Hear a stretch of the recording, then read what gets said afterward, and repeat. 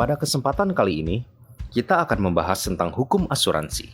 Hukum asuransi merupakan kumpulan peraturan yang tertulis maupun tidak tertulis yang ditunjukkan untuk mengikat kedua belah pihak yang melakukan perjanjian asuransi. Menurut pasal 246 KUHD, asuransi atau pertanggungan adalah sebuah perjanjian yang mengikat penanggung kepada tertanggung dengan cara menerima sejumlah premi yang dimaksudkan untuk menjamin penggantian terhadap tertanggung akibat adanya kerugian yang timbul, terjadinya kerusakan, atau kehilangan keuntungan yang diharapkan hal tersebut mungkin akan terjadi akibat terjadinya suatu evenement.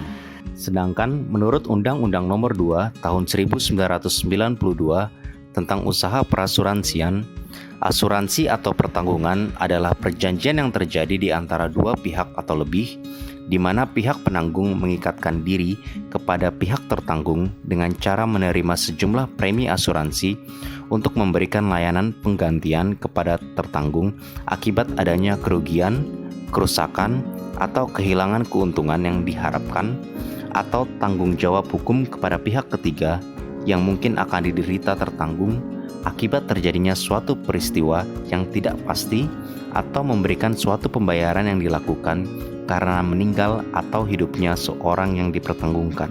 Dasar hukum asuransi terdapat pada Undang-Undang Nomor 2 Tahun 1992 tentang usaha perasuransian. Kemudian terdapat dalam KUHP pasal 1320 dan pasal 1774. Kemudian pada KUHD bab 9 pasal 246, kemudian pada Peraturan Pemerintah Nomor 73 Tahun 1992 dan terdapat pada Peraturan Pemerintah Nomor 63 Tahun 1999. Prinsip-prinsip asuransi adalah sebagai berikut. Yang pertama, insurable interest.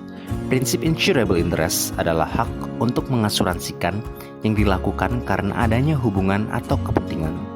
Yang kedua adalah utmost good faith. Prinsip asuransi satu ini disebut pula sebagai itikat baik. Jadi, perjanjian yang akan dibuat harus didasarkan pada fakta dan menyampaikan kondisi yang lengkap dan akurat. Yang ketiga adalah proximate cause.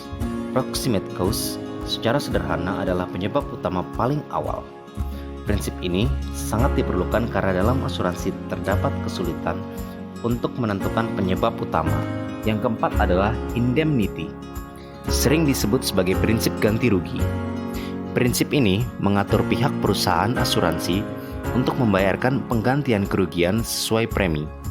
Ganti rugi tersebut bisa lebih kecil dari kesepakatan, namun tidak bisa lebih besar dari kesepakatan. Yang kelima adalah subrogation. Subrogation adalah prinsip pengalihan hak dari tertanggung kepada penanggung setelah klaim asuransi sudah dibayarkan. Jadi, hak subrogation atau subrogasi ini akan beralih ke pihak perusahaan asuransi. Yang terakhir adalah contribution. Contribution adalah prinsip asuransi mengatur hak penanggung untuk mengajak penanggung lainnya untuk sama-sama menanggung. Akan tetapi, kewajiban mereka terhadap tertanggung tidak harus sama dalam hal memberikan indemnity alias kompensasi finansial, asas-asas, dan unsur-unsur perjanjian asuransi. Asas indemnitas atau asas perseimbangan. Di dalam penggantian kerugian dipakai suatu asas yang terkenal, yaitu asas keseimbangan. Asas keseimbangan adalah perseimbangan antara risiko yang akan diperalihkan kepada penanggung dengan kerugian yang diderita oleh tertanggung sebagai akibat dari suatu peristiwa yang menurut pikiran manusia normaliter tidak dapat diharapkan akan terjadi. Di dalam pertanggungan atau asuransi harus dijaga, jangan sampai posisi keuangan dari tertanggung menjadi lebih diuntungkan dari posisi tertanggung sebelum menderita kerugian. Yang kedua adalah asas kepentingan yang dapat diasuransikan. Semua pihak yang mengadakan perjanjian asuransi harus mempunyai kepentingan yang dapat diasuransikan. Maksudnya adalah bahwa calon tertanggung harus mempunyai kepentingan terhadap benda yang dipertanggungkan. Yang ketiga, asas kejujuran yang sempurna. Di dalam asuransi, asas kejujuran yang sempurna ini lazim disebut sebagai prinsip itikat baik. Asas ini sebenarnya asas untuk semua perjanjian seperti yang dimaksudkan pasal 1338 ayat 3 yang menyatakan bahwa persetujuan-persetujuan harus dilaksanakan dengan itikat baik.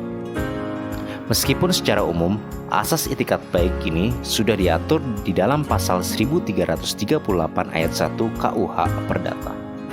Yang keempat adalah asas subrogasi bagi penanggung. Subrogasi secara umum diatur di dalam pasal 1840 KUHP Perdata yang menyatakan si penanggung yang telah membayar menggantikan demi hukum segala hak si berpiutang terhadap si berhutang. Asuransi diadakan karena memiliki tujuan. Berikut adalah tujuan asuransi. Yang pertama, memberikan jaminan perlindungan nasabah terhadap risiko. Yang kedua, meningkatkan efisiensi. Yang ketiga, pemerataan biaya. Yang keempat, menjadi dasar pihak bank memberikan kredit. Yang kelima, tabungan masa depan. Dan yang keenam, bisa menutup loss earning ketika berhenti bekerja. Contoh pelanggaran hukum asuransi. Pelanggaran perusahaan asuransi AL pada klaim kesehatan nasabah. Dalam kasus ini, perusahaan AL menolak memberikan klaim dengan alasan persyaratan untuk memberikan rekam medis lengkap belum dipenuhi oleh nasabah. Padahal, rekam medis lengkap tidak dapat diberikan kepada pasien. Perusahaan AL disangkakan melanggar pasal 62 Undang-Undang Nomor 8 Tahun 1999 tentang Perlindungan Konsumen.